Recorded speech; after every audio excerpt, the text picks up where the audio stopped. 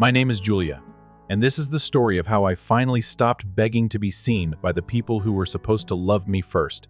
I didn't come to my younger brother's wedding with high expectations.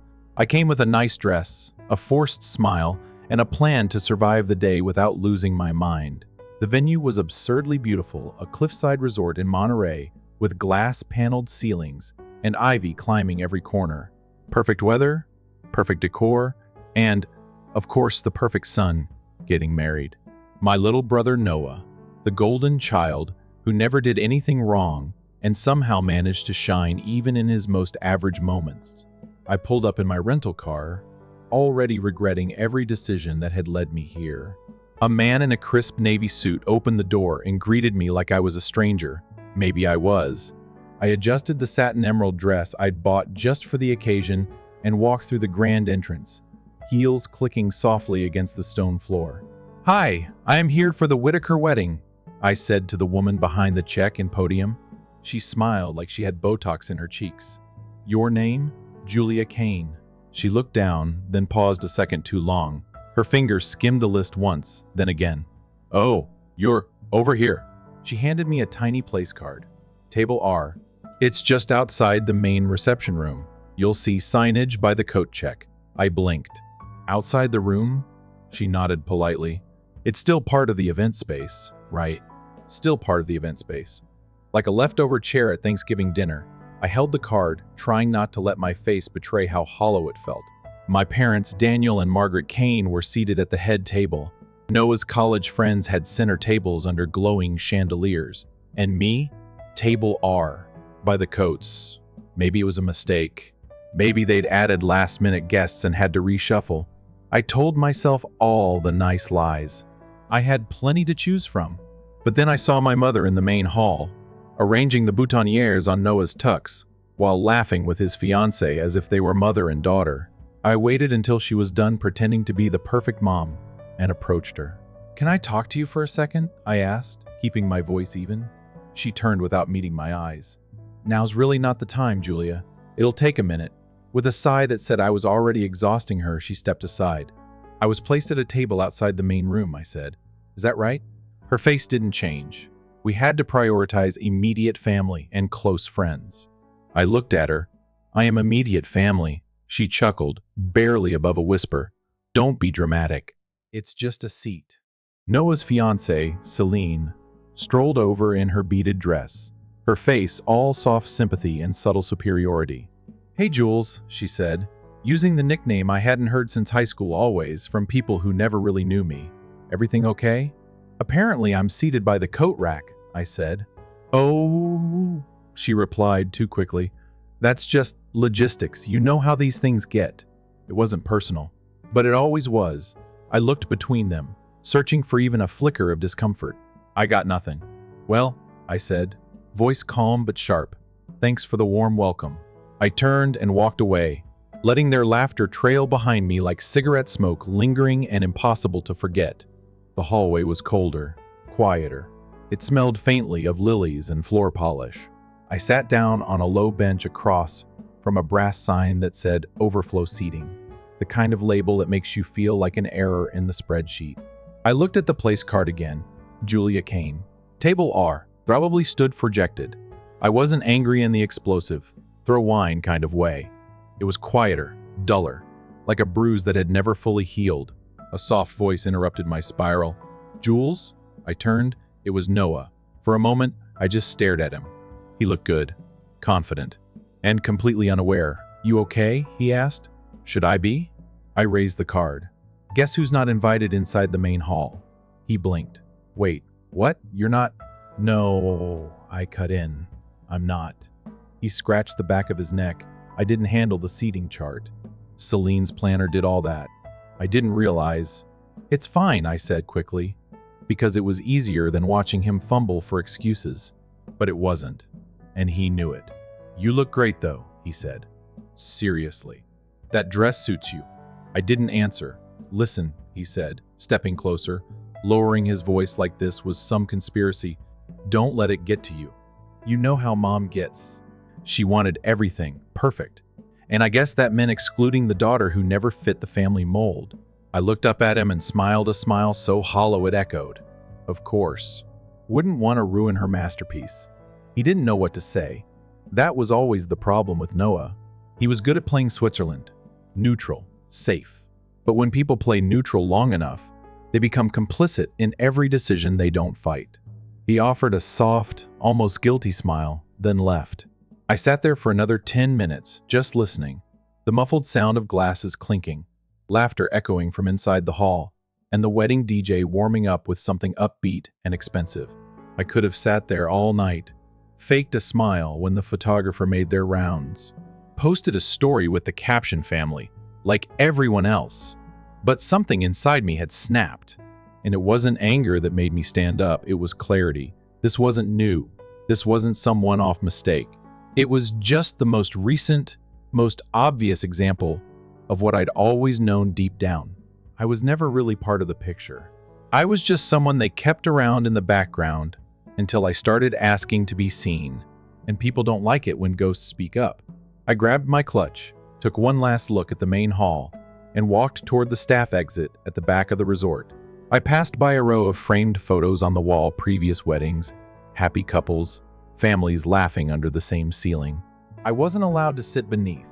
Outside, the sun was beginning to dip behind the ocean.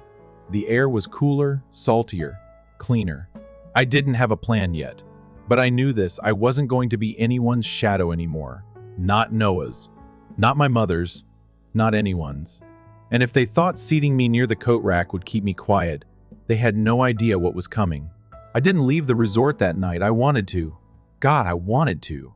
But I knew if I drove off, the story would end the way it always had me, disappearing, while everyone else toasted to their own version of a perfect night. So instead, I wandered down a quiet corridor lined with antique lamps and velvet curtains, eventually finding a dimly lit lounge room labeled Bridal Family Suite. Empty. Silent. I slipped in, shut the door behind me, and sat down on the edge of a cream chaise lounge like I'd been invited. The silence was heavy in a good way. For the first time in hours, no one was judging me for existing. I stared at my reflection in the mirrored wall. Hair curled, lipstick still neat, dress flawless. I looked like I belonged. And yet, my seat was next to the coat check. I sat still for a while before I reached into my purse and pulled out a small envelope. Inside was a photo from 10 years ago, Christmas morning. The last time I remembered feeling like I might matter. Noah was sitting center stage, beaming in his new bicycle helmet. Mom had one arm wrapped around him, the other holding a mug of cocoa. Dad was there too, half asleep, but smiling. And me? I was blurry, in the background, half hidden behind a stack of wrapping paper. I didn't even remember being there until I saw the photo. There was no space in our family album for girls like me, quiet, observant, not particularly charming. I wasn't the loudest or the neediest. I didn't throw tantrums or beg for attention, and maybe that's why they forgot I was there, because I never made them look.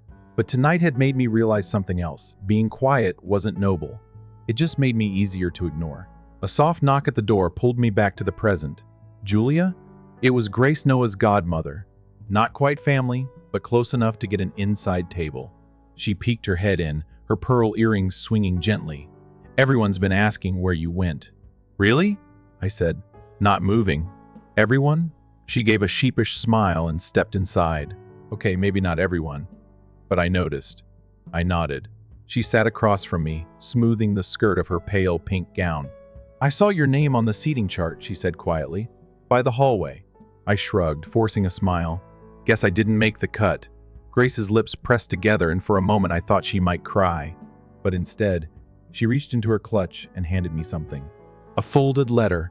I probably shouldn't show you this, she said, glancing toward the door. But it's from your grandmother. My breath caught. Grandma Ivy? She nodded. She wrote it before she passed, told me to give it to you if it ever felt like no one else saw you. I opened it slowly. The handwriting was shaky but still familiar. Julia, you remind me of myself. The quiet one, the listener. The one who watched everyone else get chosen first. Don't let them make you believe that means you don't matter. You matter more than they know. Maybe even more than they want to admit. Love. Grandma, I didn't say anything. I couldn't. My chest felt full and hollow all at once. She gave Noah a watch, I murmured. A vintage Rolex. I remember. She gave you this, Grace said, tapping the paper in my hands. Words she didn't give anyone else. That sat with me. He got a watch. I got a truth. And suddenly, that felt like the more powerful gift. I left the suite quietly, letter in hand, and walked outside. The air had cooled, the sky blanketed in deep indigo. I wandered the edge of the garden, the music from the reception muffled behind the thick stone walls. I needed space. I needed to remember that there was a world beyond that reception hall. My phone buzzed in my clutch. Where are you? Text from Mom. No punctuation, no warmth. I didn't reply. 2 minutes later, another one. Come take family photos. Family, I laughed, out loud. Sharp and bitter, the kind of laugh that burns your throat. Still, something inside me said go. Not to please them, but to be there, to exist. So they'd have no excuse later when they said, we didn't know how left out you felt. I walked back toward the patio entrance, keeping my head high. No guilt, no apologies. When I arrived, the photographer was positioning everyone in front of the floral arch. Celine stood beaming in her couture gown, Noah at her side like a catalog groom. My parents flanked them, arms draped like royalty. Then came the fake cheer. Oh, there you are, Celine said, too loud. We were just about to start. I slipped into the line, stepping toward the edge, where they always seemed to put me. The corner child, just enough to crop. The photographer counted down. 3, 2. I didn't smile. Click. That picture? That would be the last time I posed for them. The moment it ended, I stepped away. But before I could leave, Celine grabbed my arm. Hey, she said, voice syrupy. You look tense, do I? You're not mad about the seat thing, right? She gave a little laugh. I mean, you're not that kind of person. My jaw clenched. What kind of person is that? The kind who ruins weddings over small stuff. I pulled my arm free. You're marrying into a family where small stuff builds into decades of silence. She blinked, clearly not expecting that. I walked away before she could recover. Behind me, the photographer called out for group shots of the core family. I didn't turn around. I wasn't part of that picture. Not anymore. Instead, I went back to the lounge, pulled out my phone, and opened my notes app. I started typing. This is not a story about revenge. It's a story about remembering your worth. And for the first time in my life, I started writing not to be heard, but because I had something to say. After the photos, I didn't go back to the reception. I stayed in the lounge for a while, writing. It felt strange, comforting even, to finally put words to what I'd kept bottled up for so long. There was something powerful about naming the pain, not to relive it, but to take ownership of it. I hadn't always been this version of myself. I used to try so hard. Birthdays, holidays, even Noah's college graduation. I showed up early, offered to help, smiled through the awkward silences and invisible treatment. It took years to realize I wasn't being polite. I was auditioning, hoping that if I did enough, they'd let me in. But families don't work like that. At least mine didn't. You don't earn your place in a photo. You either exist in their hearts or you don't. I was still staring at the letter from Grandma Ivy when the lounge door creaked open again. This time, it wasn't Grace. It was Ethan. I blinked, surprised. What are you doing here? He leaned against the doorframe, his bow tie loose, hair slightly disheveled, like he'd been tugging at it all night. Needed air, he said. And a break from your brother's groomsmen talking about crypto and golf like they invented both. Despite myself, I chuckled. Can't relate. He stepped inside, closed the door behind him, and looked around. Didn't expect to find anyone here, he said. Least of all you. I'm good at hiding in plain sight. He nodded, quiet for a second. I saw where they seated you. Of course he did. I didn't respond. He crossed his arms and leaned back against the wall. Celine said you left because of the view. That caught me off guard. The view? Yeah.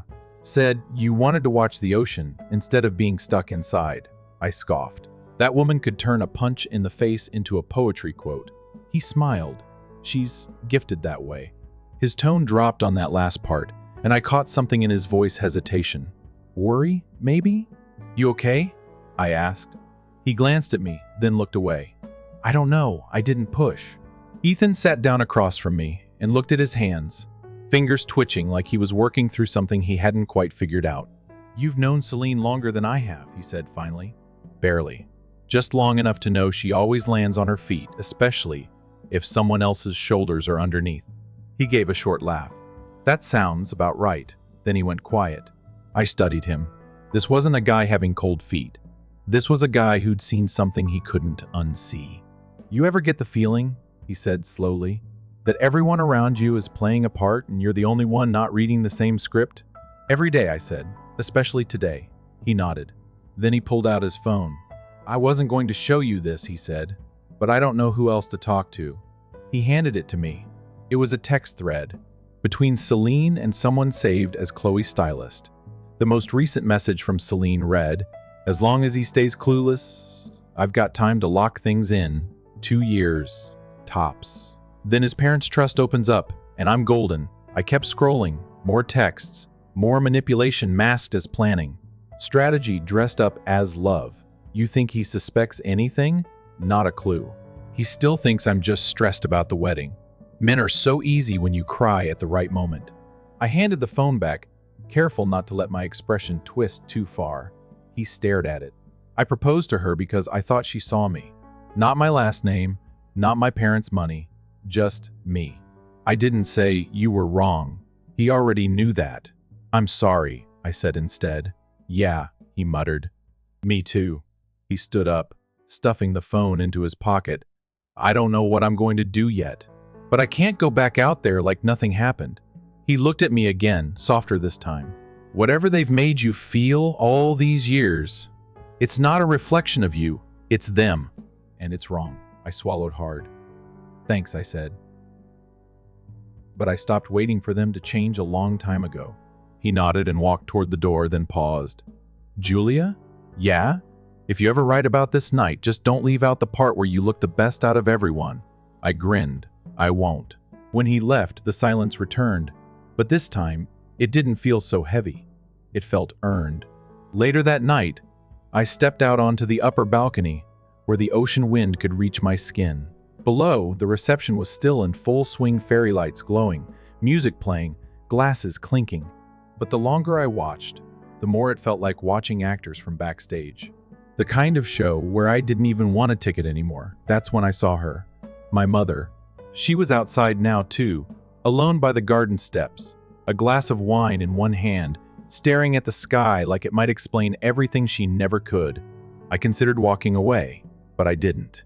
I walked toward her slowly, heels crunching against the gravel path. She turned, startled. "Julia." Her voice held surprise, like she hadn't expected me to come near her. Like I was still that girl who walked away too easily. I stopped a few feet away. No hugs, no apologies. Just breath and moonlight between us. "I read Grandma's letter," I said quietly. She looked confused. "What letter? Ivy wrote me one. Left it with Grace." She looked away. "I didn't know." That's kind of the point, isn't it? My mother's fingers tightened around the stem of her glass. "You know," I said, eyes fixed on hers, "I used to think I was invisible, that maybe I didn't earn your attention." Her lips parted slightly. No words came, but I see now. You weren't blind. You just chose where to look. That hit her. I saw it. Her mouth opened again, closed, then opened once more. "I was trying to hold everything together," she said finally. "Noah needed more. He always needed more. And I was what? Extra?" She didn't answer. I nodded slowly. "I just wanted you to say it." She took a shaky breath, eyes glistening. "You were never less. Then why did you treat me like I was?" Silence again. The wind picked up, and I pulled my shawl tighter around my shoulders. "I don't hate you," I said softly. "But I don't need this anymore. I don't need you to explain it. I just need you to understand that I'm not waiting for your love like it's oxygen." My mother's eyes filled, and for once, she didn't hide it. "I'm sorry," she said. I believed her, but it didn't change what came next. I turned and walked away, back toward the resort, past the guests, past the glowing hall, straight to my car. I wasn't running. I wasn't broken. I was just done. And sometimes, that's the most powerful thing you can be. I thought I'd leave that night. I thought I'd toss my heels in the back seat, drive down the coast, and let the ocean swallow the noise of this entire day. But something in me held back. Not curiosity, not revenge. Closure. Real closure. Not the kind where you sit in your car and cry after a family dinner. The kind where you face the silence, stare it down, and say you don't own me anymore. So I didn't drive off. Instead, I sat alone in the guest library on the second floor. No one came looking for me. Of course not. I'd been invisible for so long, I could have ghosted the wedding, and they wouldn't notice until the cake was cut. The library smelled like old leather and lemon polish. The fireplace flickered low. I curled up on the chaise with my phone and pulled up the photo from earlier family portrait in front of the floral arch. I zoomed in. My mother's smile was perfect. Celine's pose flawless. My father looked relaxed, hand on Noah's shoulder like he was passing down a kingdom. And there I was, edge of the frame, hair slightly windblown, eyes distant. Even in the final shot, I wasn't really there. That's when my phone buzzed. "Noah, can you come to the terrace?" "Need to talk." I stared at it, thought about ignoring it, but I didn't. I found him at the far end of the terrace, where lanterns cast soft pools of light on the stone floor. He was leaning on the railing, tie undone, sleeves rolled. The wedding golden boy looking like a man who'd lost the script. He heard my footsteps and turned. "Thanks for coming." I almost didn't. I know. There was a long pause between us. The kind of pause where everything sits unspoken. Finally, he spoke. "I heard about the letter. The one from Grandma." I raised an eyebrow. "Word travels fast," Grace told me. She thought I should know. "I waited. I read it too," he said quietly, "after she passed. But she didn't leave me anything personal. Just the watch." "I figured," I replied. "She knew what we each needed." He leaned forward, elbows on the railing. "Do you hate me?" "No," I said honestly. "But I've been angry for a long time." He nodded. "I think I've been blind." "You think?" I said, and the sarcasm slipped out before I could stop it. He didn't flinch. "Yeah. I know I got the easy road. I didn't ask for it, but I didn't question it either." I looked at him, really looked. For the first time, he wasn't performing. No perfect sun mask, just Noah, tired, maybe a little lost. "I'm not asking you to fix the past," I said. "But if you're going to be part of my future, you have to see me. Not just the sister who shows up and plays nice." His jaw tightened. "I want to." "Then do it," I said simply. "Start now." He was quiet again. Then he looked me in the eye. "Celine's hiding something." I folded my arms. "You just figured that out?" "No, I've known. But tonight confirmed it." I stayed silent, letting him come to it on his own. I checked her phone, read some messages. He rubbed his temples. "It's worse than I thought. She's not marrying you, she's acquiring you." He blinked, caught off guard by my bluntness. But he didn't deny it. "Do Mom and Dad know?" I asked. "Not yet." I exhaled. "Are you going to tell them? Does it matter?" he asked bitterly. "They'll probably still find a way to defend her." He wasn't wrong. That house was built on denial. It was held together by silence and smoothed over with polite smiles. Truth had always been the uninvited guest. But maybe not tonight. "I think it's time," I said. "Not just for you, for all of us." He looked at me, and for the first time in our lives, I felt like he really saw me. Not as the backup sibling, not as the extra, but as the one who'd been watching this family unravel for years, quietly collecting the pieces. "I need your help," he said. I nodded. "Let's start with the truth." The conference room on the third floor was empty except for dim light and heavy air. Noah sent a message to our parents, Celine and Grace. "Please come up, we need to talk." Now, they came quickly, confused but curious. Celine walked in first, smile tight. "What is this?" Mom followed, a glass of champagne in one hand, irritation already on her face. "Is someone hurt?" Dad trailed last, quiet. Observing, Noah stood at the head of the table, and I stood beside him, not in the background this time. Not a shadow, not a ghost. Celine laughed nervously. "This better not be about the cake." Noah held up his phone. "It's about this." She froze. He turned it toward her. Her messages lit up the screen in damning detail. Celine's smile broke. Just a hairline crack at first. Then it widened. "This is a violation," she snapped. "You went through my phone?" He didn't answer. You think you can accuse me of something on our wedding night? She hissed. It's not an accusation, Noah said calmly. It's evidence. Celine's eyes shifted to Mom and Dad. Are you going to let him do this? After everything I've done to make this wedding perfect? My father cleared his throat. Let's not rush into judgments. Oh, now you want to stay neutral? I cut in. Convenient. Mom looked at me sharply. This isn't your business. It became my business, I said. The moment I watched this family cover up every lie, every slight, and expect the rest of us to smile through it. No one spoke. Even the chandelier above us seemed to hum in tension. Then Grace stepped forward. Celine, she said softly, you said you loved him, but everything in these messages says you were planning your escape before the vows were even finished. Celine turned to her. I made sacrifices for this family. You made investments, Grace replied, her voice like ice. And now they've dried up. Celine's face twisted. You're all just jealous. You can't stand that I belong here now.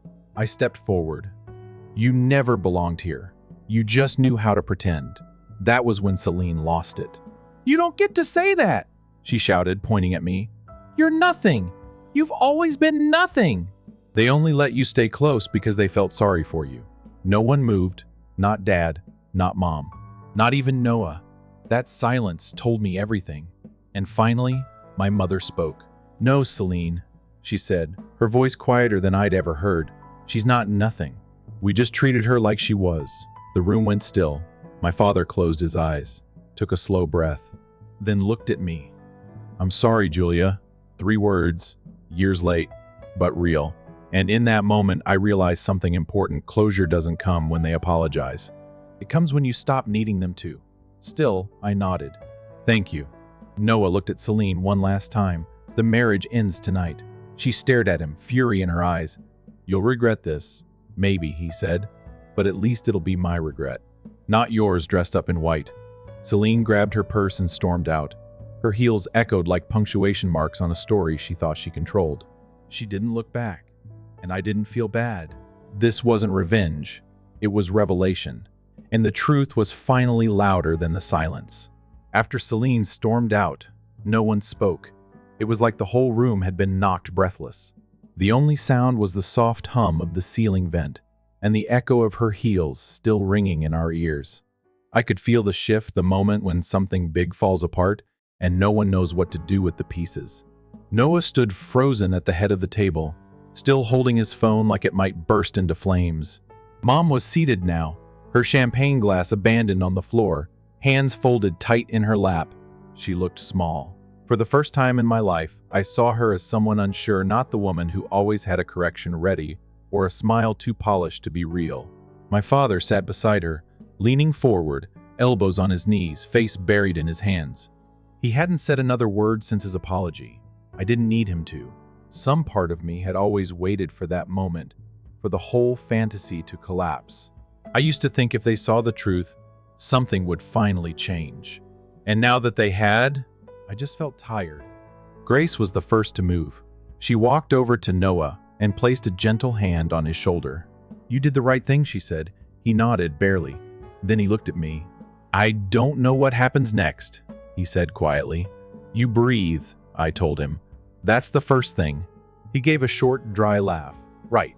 Breathing. Step 1. It was strange. Standing in that room with all of them, knowing that everything had shifted. It wasn't just about the wedding anymore. It wasn't just about the seat outside the hall or the letter from Grandma. This was bigger, deeper. A reckoning long overdue. I didn't want to be part of a broken picture anymore, but I also didn't want to keep carrying the weight of everyone else's silence. I think I'll leave tonight, I said, voice calm. Mom's head snapped up. What? You can't just go. I met her eyes. I can. But the brunch tomorrow, I wasn't invited to that either, I said softly. Don't pretend like you suddenly remembered I exist. She flinched, and maybe I should have felt guilty, but I didn't. Dad looked up then. Where will you go? I smiled faintly. Anywhere. Everywhere. Wherever people look at me and actually see me. The quiet stretched again, and then something unexpected happened. Noah stepped forward. I want to rebuild something with you, he said. Not because I feel guilty, Because I finally understand what I've missed. It landed somewhere between apology and promise. And I believed him. I'm not saying yes, I said, but I'll think about it. He nodded, like he knew not to push. Grace walked with me down the long hallway after that, toward the elevator. The resort was quiet now. The party still buzzed faintly on the lower floor, but it felt distant like another world I didn't belong to anymore. Your grandmother would be proud, Grace said as we stepped into the elevator. She always saw the truth, I replied, even when no one else wanted to. The elevator dinged softly. We stepped out into the lobby, where moonlight filtered through the tall glass walls.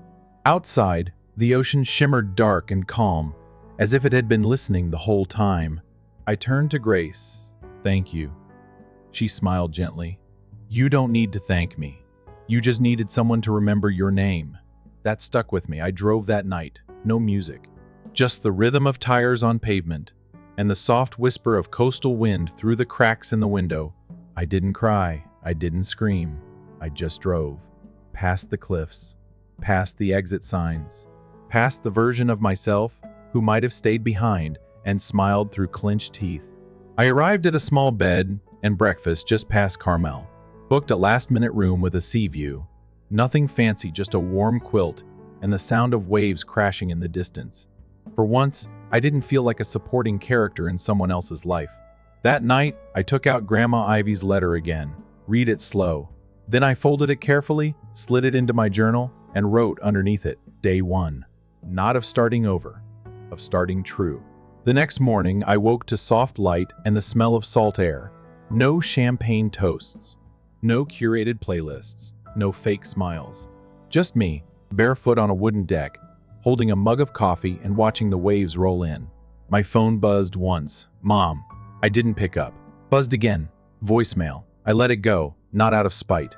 Not even because I was angry anymore. Just because I didn't owe her my time right now. Later that afternoon, a message came in from Dad. You were right. I saw you tonight, and I don't know how I missed it all these years. I read it twice, then 3 times, and finally replied, I needed to say it more than you needed to hear it. But thank you.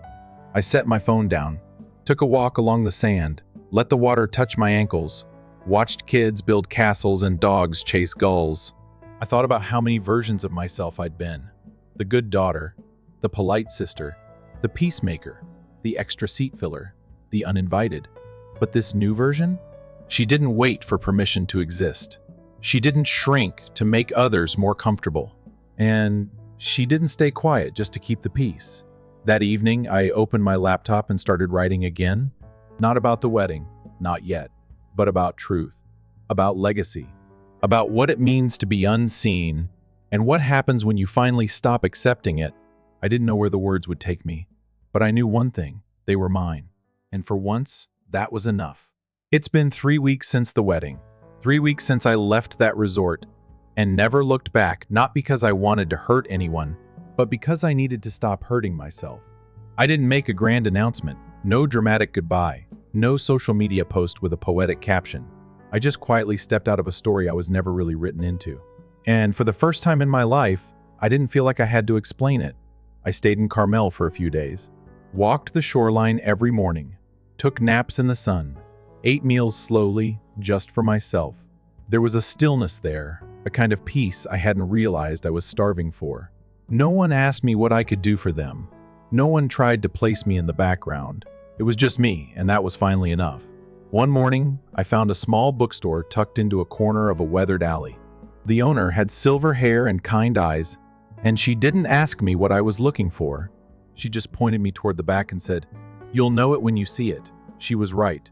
I picked up a blank leather journal and a used copy of Women Who Run with the Wolves.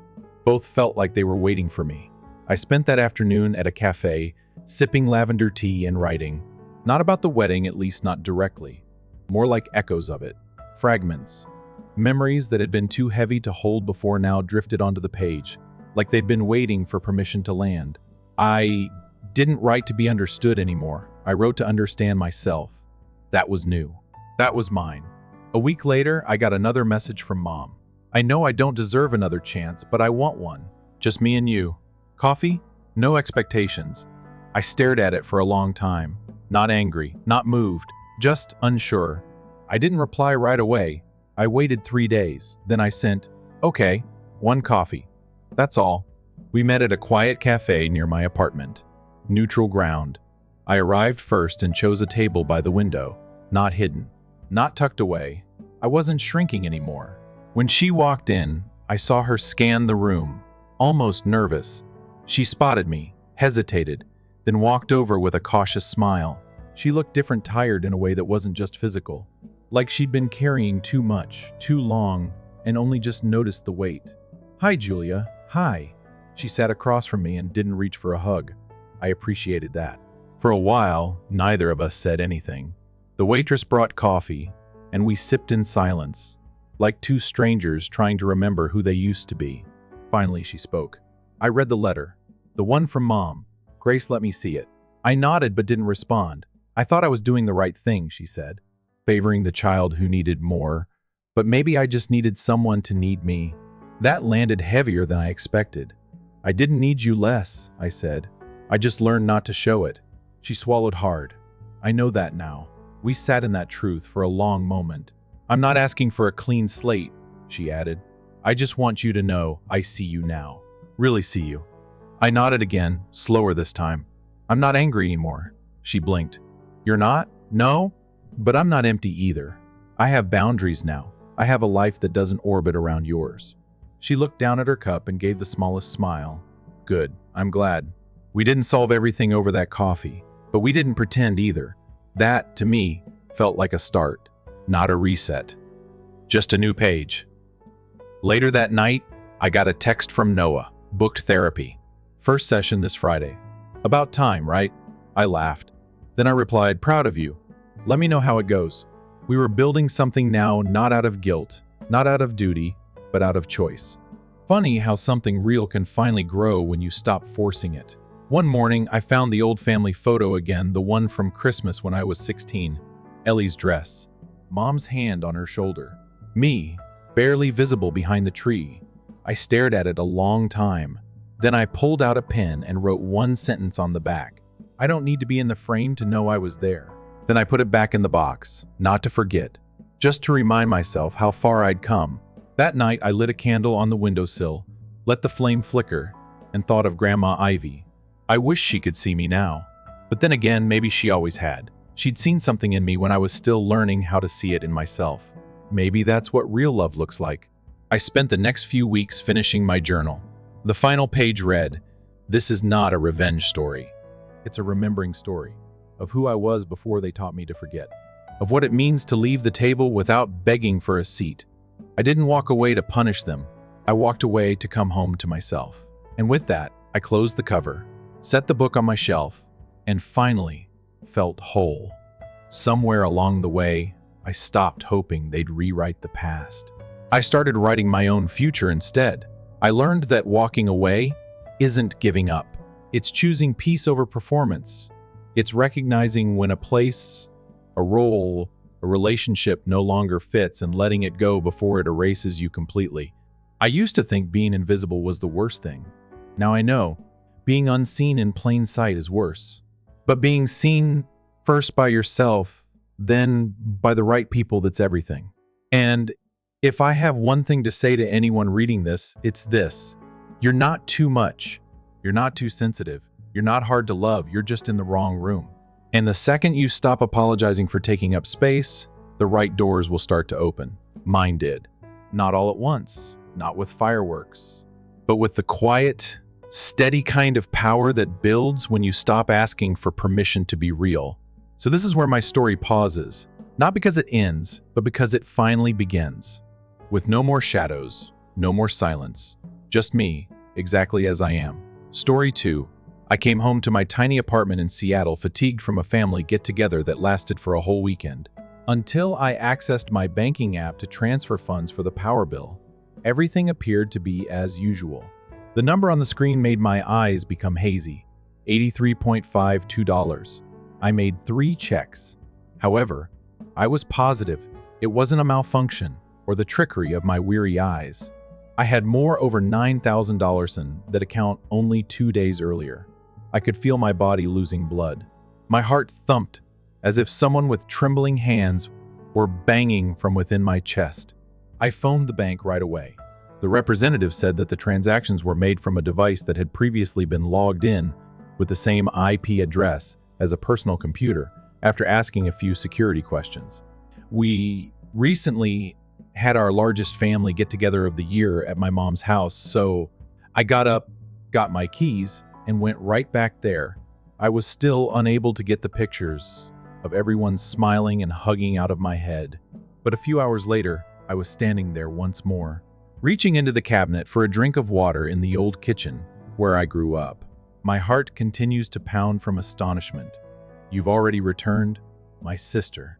As if nothing had occurred, Amanda's voice drifted in from the living room, informal and carefree.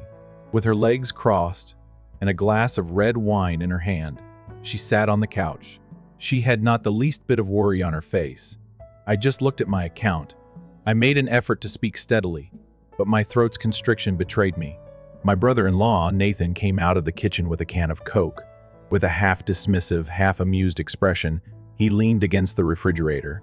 "Oh, that," Nathan grinned. "Alyssa, you didn't need that money as much as we did."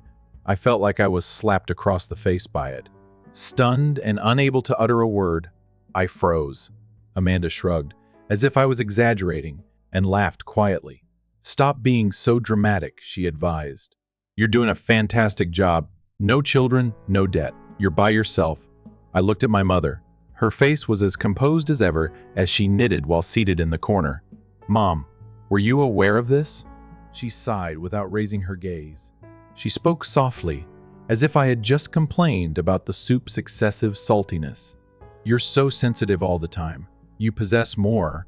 Why not lend a hand a little?" My dad was staring at his phone as I turned to face him. He muttered without raising his gaze. "Avoid using abusive language. It's a family-run company. How did you even obtain my financial information?" I was shocked by what I was hearing. Amanda gave a shrug. "I saw that your account was still signed in when I accessed my mother's computer. If you failed to log off." She stated it as if I were to blame. As if their actions were entirely warranted. My claws dug into my palms as my fists clenched. My heart was pounding. Nathan shrugged, like if nothing had happened. "It's not as if we purchased luxuries. To make ends meet, rent groceries. We would be starved otherwise." I gave them a look, each and every one. Not a single guilty, not a single apology. Take a look, not even an acceptable justification. "How could I have earned this?" No one appeared to care, but I murmured. Amanda muttered and threw back her hair. "You can regain it. Be less theatrical." I took up my handbag gently. I was not stopped. Nobody inquired about my well-being. My mother stated that only out of habit. Remember to have supper on Sunday. I made my way to the door, empty within, heart thumping. However, I stopped at the doorway before I went. Put a hand on the knob and turn around. "If you believe that I will just overlook this, watch to see what comes next." Amanda laughed. "You're acting so dramatic, please. To be honest, Alyssa, we were more in need of that money than you were. Avoid becoming self-centered." Oh, I didn't answer. It had begun to rain outside, and a new storm was subtly brewing inside of me. I gripped the steering wheel until my knuckles turned white as I drove through the downpour. Even though the traffic signal ahead was red, every icy word one had just heard was making my head spin. You didn't need that money as much as we did. No apologies, no regret. I was unable to awaken from what felt like a nightmare. I wasn't ready to return home just yet. I parked into the parking lot close to Green Lake Park, where I typically exercise on Saturday mornings, since I wanted some air. I shut off the car, sat quietly, and opened the banking app again. That number remained. I couldn't explain. It was as cold and blatant as Amanda's face. I was taken aback. All I wanted was to be employed as a marketing manager at a big pharmaceutical firm when I was 27. As I was still getting used to my new life and career, Amanda gave a call.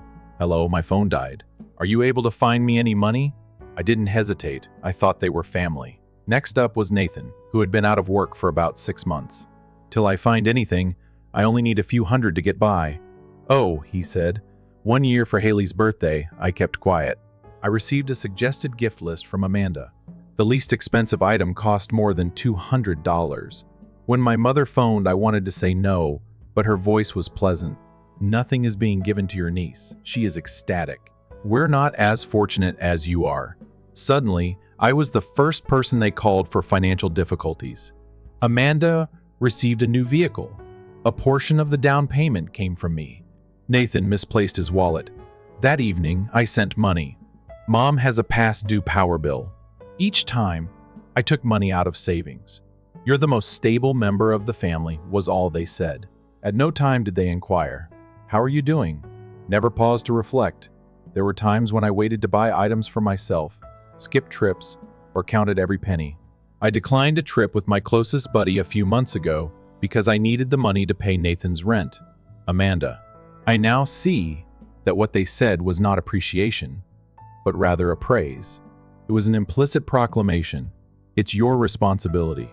The rain continued to pour. I switched on the radio in the hopes that the sound would ease the pain in my chest. However, nothing could make the sense of being viewed as a tool go away, not a sister or a daughter, just a heartbeat credit card. It buzzed on my phone. Mom texted me. You're unhappy about the money, Amanda said. Don't worry about it, my love. We are related. Family? Now why was that word so heavy? I used to believe that people would recognize if I was patient and giving enough. Perhaps express gratitude. Ask how I was, at the very least. However, they never did, because I didn't need support, in their opinion. It is also anticipated that the person who is not in need of assistance will assist everyone else. I opened my notes app after taking a big breath. Every late night call, every payment I've ever made, I began to write everything down whenever I denied myself for them, so I wouldn't forget, but not to beg for it back. I will never again allow myself to be placed in such situation. The rain started to stop. Through the gloomy clouds, pale sunshine peeps through. I put my hands on the wheel and sat up straight. I wasn't looking back this time. I went back to my flat that evening. I'm still in shock at Nathan's comments, which are still ringing in my head. You didn't need that money as much as we did. Don't apologize. No justification. Absolute, unfathomable entitlement. The lost money, however, wasn't what really kept me going. It was the total lack of concern on the part of the family. I was unable to let it go, nor did I intend to. I contacted the bank the following morning and asked for a complete transaction record for the previous 10 days. There were 17 pages in the file. I highlighted all of the questionable charges in red on the printed copy. I was interested in one anonymous transaction. An IP address that matched my mom's home was used to send about $2,800. Yes, I had previously used a computer there, but I had never opened my bank account and signed in. All I had done was check my calendar for emails. Someone had accessed it, recalled my information, and bided their time in that residence. I went back to my mom's place that weekend, as if it were a casual visit. The air was heavy with anxiety, yet the roast smelled the same as usual. Amanda avoided looking at me as she sat at the head of the table. Overly at ease, Nathan poured lemonade as if there were no fire beneath the surface. I wasted no time. I went over every transaction I had made. Putting the papers on the table, I said, Mom's computer was used to access my account. That day, I was present. Yes, but I didn't access my bank account. Who then stole the information? Nobody responded. As if I had just inquired about the weather, my mother continued to pick at her salad with her head down. Dad quietly sat behind his newspaper. Amanda was the only one who spoke. She spoke in a small but sarcastic voice. It was left logged in by you. We didn't actually hack anything. I gave her a direct look. You acknowledge it then? Amanda gave a shrug. I just noticed it was open. You failed to lock it. Furthermore, it's not like you've ever assisted before. This time I refused to agree. With a gentle clink, Nathan put down his glass. You're so dramatic all the time. This is not theft. They're supporting one another. Family is involved. No, I said firmly. When someone asks and the other person agrees, that person is helping. This was taking without asking. My mom finally looked up, her voice gentle like she was explaining something to a stubborn child. Elisa, you live alone, have a good job, no burdens. Amanda's raising a child, Nathan. Still figuring things out. Family is about sharing, and sharing means quietly draining my entire savings. My voice began to tremble, not from anger, but from pain. My dad folded his newspaper and looked up, visibly annoyed. "Don't be so harsh. You've always been the strongest one in this family. You know no one else could handle it. So everyone trusted you, trusted me." I let out a dry laugh, stealing personal information and emptying my account. That's what you call trust. Why not just call it what it is? Taking advantage. Amanda slammed her hand on the table. The first time she lost her cool. We didn't splurge on anything. It was for rent, medication for Haley, car repairs. I'm exhausted. You're exhausted. What about me? I looked at each person in that room, the people I once called family. I was exhausted too. When I worked 60 hours a week to pay off your debt. When I canceled my vacation just to keep Nathan from getting evicted. When I ate 8 instant noodles for 3 weeks to help mom pay the utility bill. I'd been tired for a long time, but I never complained because I thought I was doing the right thing. But clearly, all I did was enable everyone's selfishness. No one said a word. Only the ticking of the kitchen clock filled the silence. I stood up, grabbed the folder in my purse. Before leaving the room, I paused and looked at Mom. If this is how you treat the only person who never asked for a single cent, don't be surprised when I start taking back what I deserve. Nathan let out a mocking laugh. What are you going to do, Alyssa? Call the cops. I looked him straight in the eye, my gaze steady. Just wait and see. Then I walked out of the house I once called home for the first time without a trace of regret, only a rising sense of resolve in my chest. I got home just as dusk settled over Seattle. The air felt thicker than usual, heavy with the fury still brewing inside me. I sat at my desk, opened my laptop, and pulled out a file folder. I had kept receipts, messages, transfers, email confirmations, even screenshots from years ago. Not because I was paranoid, but because I knew someday my quiet sacrifices would need proof. I began organizing everything from the very first payment, $92. $50 for Amanda's phone bill 3 years ago to the biggest one, $3,200 wired to Nathan for an urgent issue. I had full bank statements, email confirmations over 3 nights. I built a spreadsheet categorizing each expense. I color-coded everything green for medical, yellow for living costs, red for the ones with no explanation, such the $1,350 Nathan spent on a gaming system last Black Friday. I remembered it distinctly since I had to cancel a winter trip with coworkers just to make my insurance payment. On Monday morning, I went to the Financial Crimes Division downtown, taking all the printed documents, a USB containing the spreadsheet, and a completed complaint form. A young cop called Harper handled my case. She flipped over each page, nodding as she read. "We'll initiate a preliminary inquiry under financial fraud and unlawful access to personal information. Do you have names of the persons involved?" "I do," I responded, handing her the list. "Amanda Walker, Nathan Walker, Donna Grant, my mother, Paul Grant, my father." I left the precinct under dismal sky, but with a flicker of brightness inside me. Not because I wanted them punished, but because I eventually quit being silent. 2 weeks later, on a Thursday afternoon, I was in a Zoom meeting when an unknown number called. I silenced the phone and headed onto my balcony to answer. It was Harper. "We've finished the preliminary inquiry, Miss Alyssa. We have enough justification to proceed. Today, the investigation team will go to the people's homes." I went cold. It wasn't contentment. I had a greater sense of relief. Someone finally witnessed what I had gone through that evening when I was making supper after all these years. My phone kept ringing, Mom first, followed by Amanda and Nathan. I didn't answer. After that, the texts began to come in. "Give your mom a call right now. Alyssa, what are you doing? Have you actually contacted the police?" None of them got a response from me.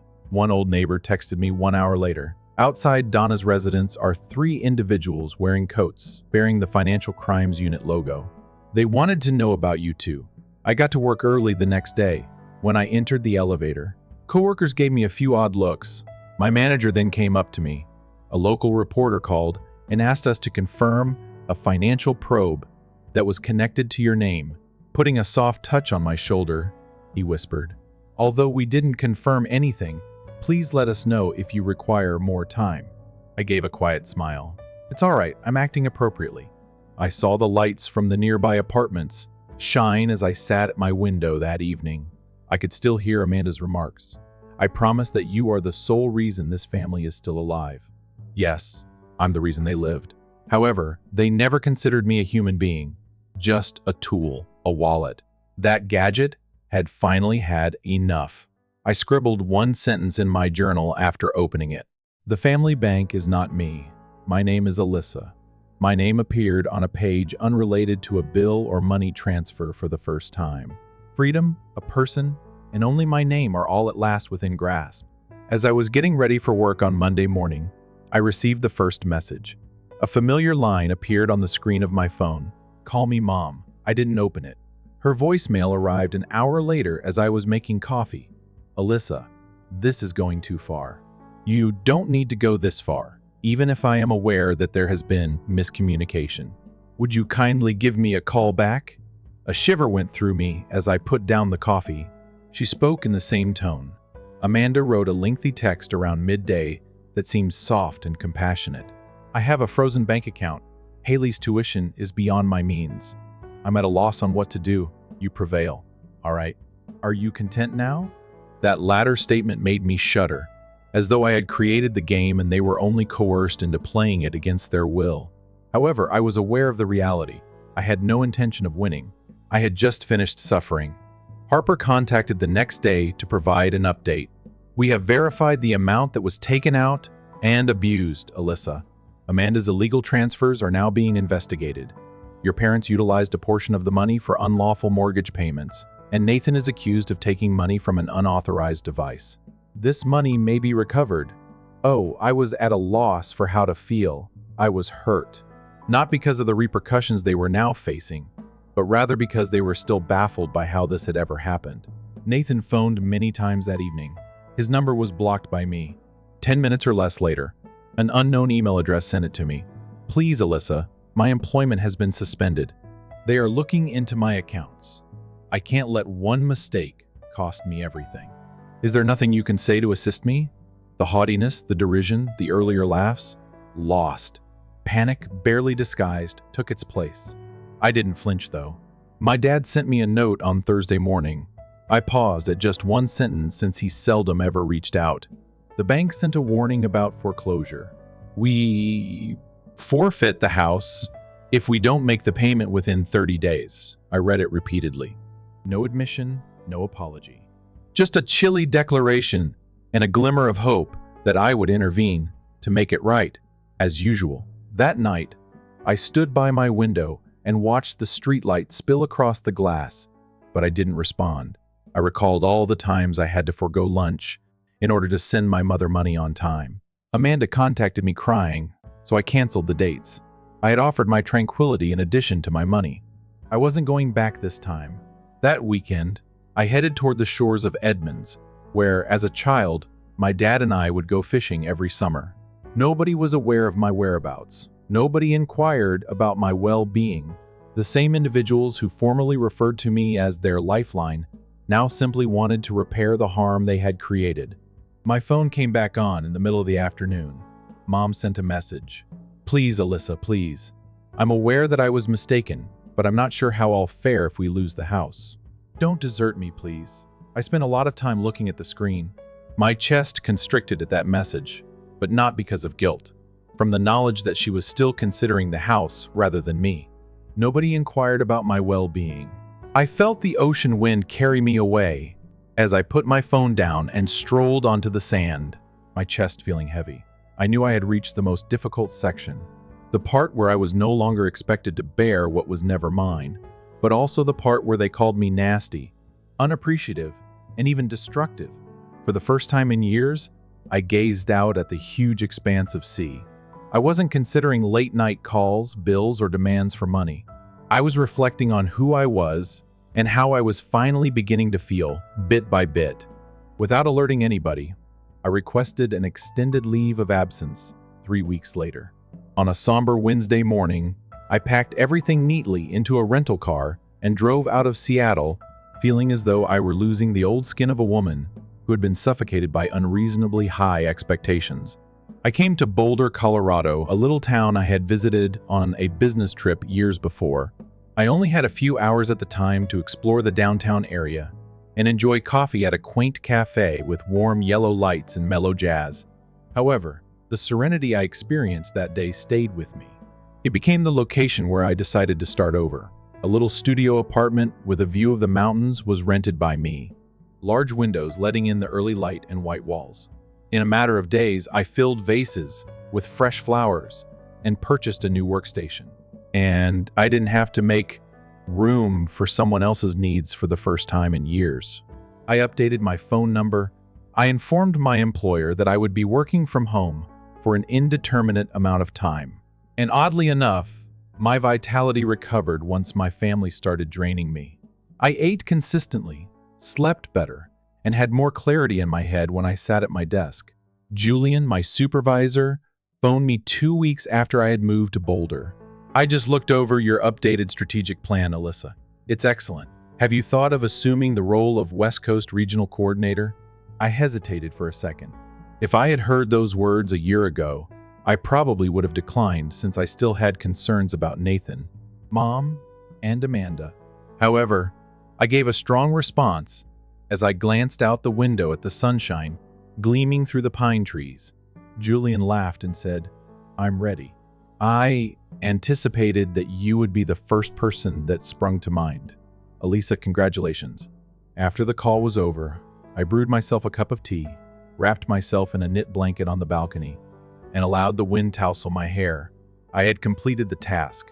That loop, in which I was the one providing and no one ever inquired, "Are you okay?" was something I had broken free from. No more texts sent late at night. No more frantic calls that pretend it's only a loan. I will reimburse you at the end of the month. I will no longer check my bank account in the morning. And silent fear.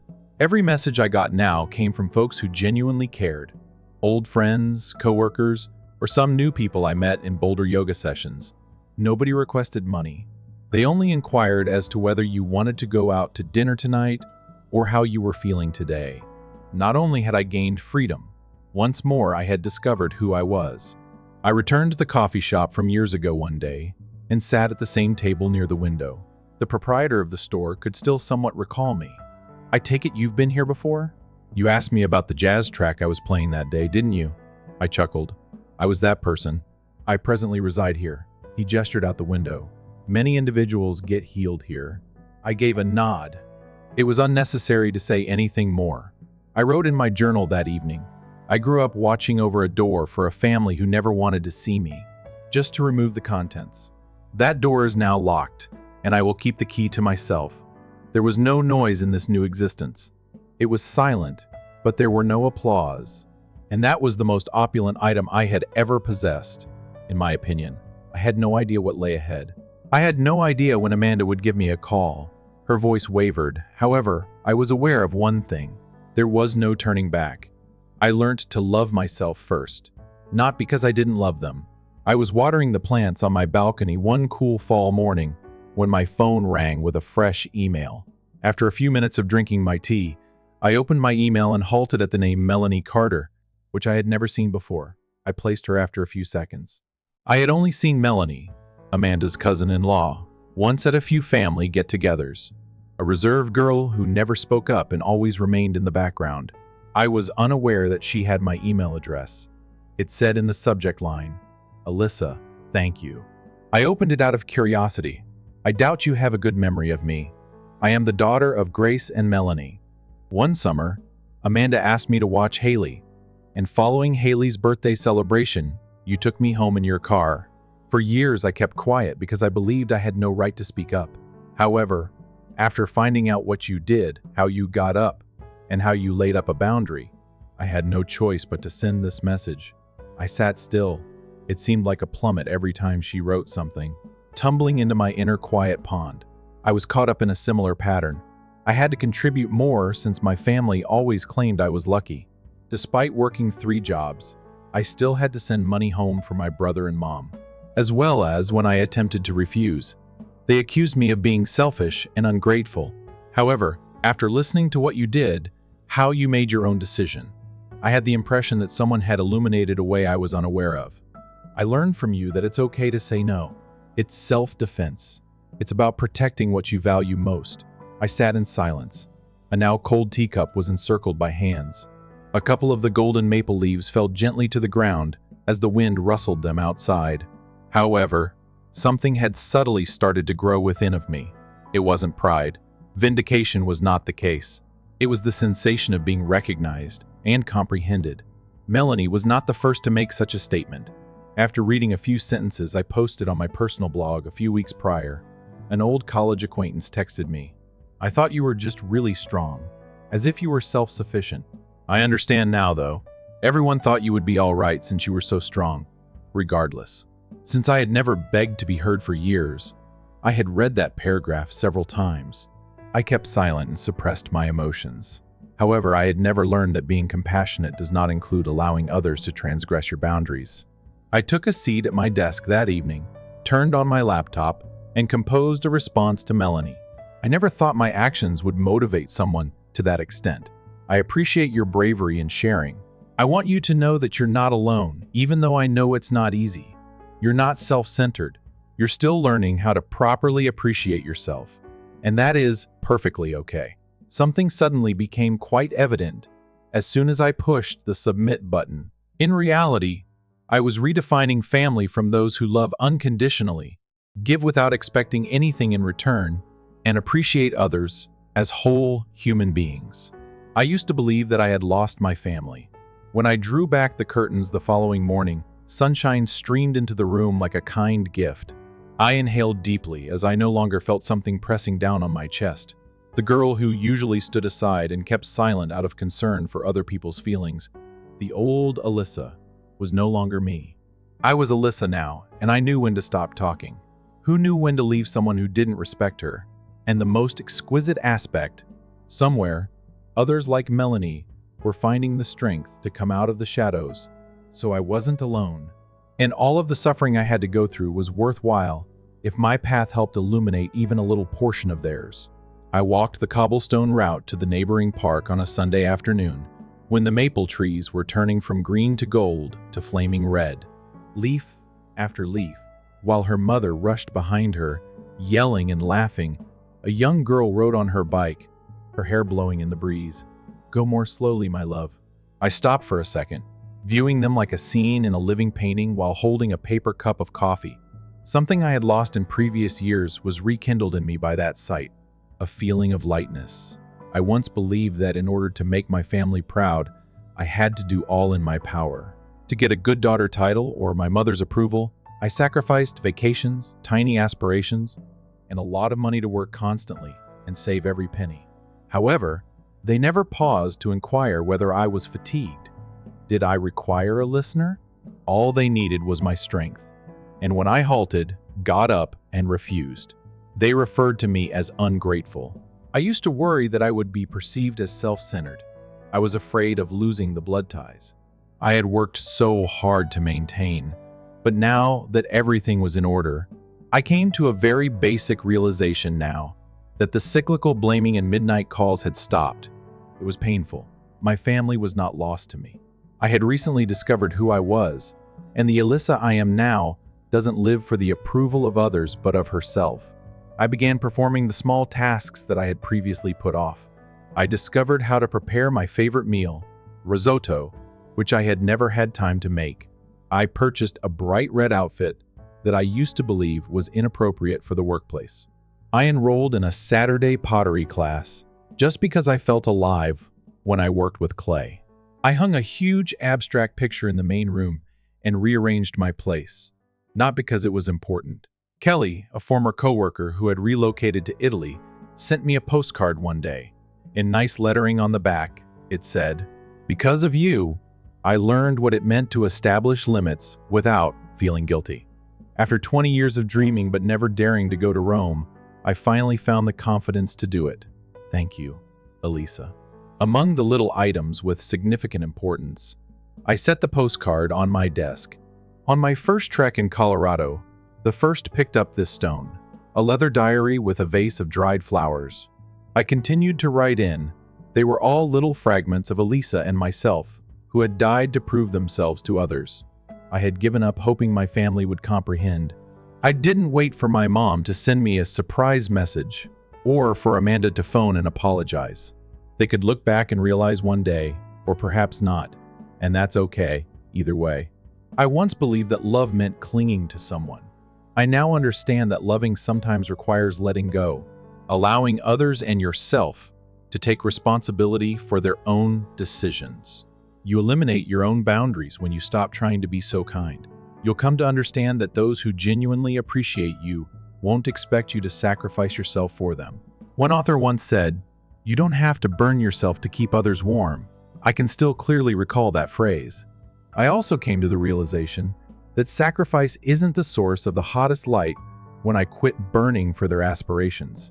It originates from the tranquility of existence. Be true to yourself. I strolled carefully down that road littered with leaves. Don't hurry. No way out. Not at all. Alice's tale serves as a potent reminder that you don't have to give up everything to maintain a connection that isn't worthy of being called family. When you decide for yourself and establish boundaries, it's not selfishness on your part. You're leading an honest life. That may not be clear to everyone, but the tranquility you discover will be worthwhile. Because it's not always a loss to leave relatives behind. It's the first step to discovering your actual self and value again. How do you feel about Alice's decision? Was she correct to prioritize her needs over those of her family? For more touching, real-life tales, remember to follow the channel and leave your opinions in the comments section below.